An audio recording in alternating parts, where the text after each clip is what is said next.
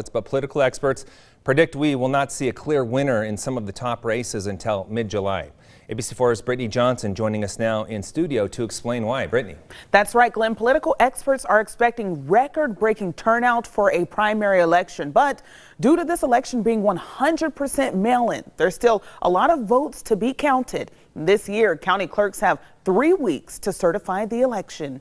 Utah's primary election is shaping up to be one to remember. This is such an interesting election when you look at mail-in balloting, how that is going to work, whether it increases participation, and if it does, who does that benefit? Election officials tell us more than 400,000 ballots have been turned in for the primary election so far. Jason Perry, director of the Hinckley Institute of Politics at the University of Utah, says that alone shows big participation for a primary. That is already more than any ballot that we had cast in either the 2018 or the 2016 election. And you start looking at the issues that Utahns care about, like COVID-19, the economy, the protests that are happening in the state. People are engaged like we have not seen in a very long time, and it's resulting in participation at the ballot box. Although the first wave of results will give a pretty good idea as to which candidates are ahead. Because how many ballots are sitting in these drop boxes, how many ballots are in transit in the mail, we just really don't know until they hit the county clerks in the next couple of days. Justin Lee, state director of elections, predicts no one will be giving an acceptance speech Tuesday night. County clerks now have 3 weeks rather than 2 to finalize results. Counties are going to be quarantining ballots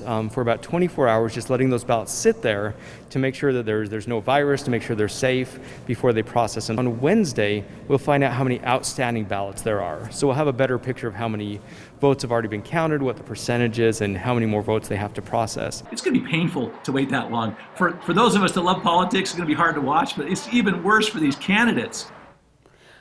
Well, the big race is the Republican primary for governor, and just moments ago you saw how close those numbers were. Now, Jason Perry predicts the GOP nominee will win with 35% of the vote.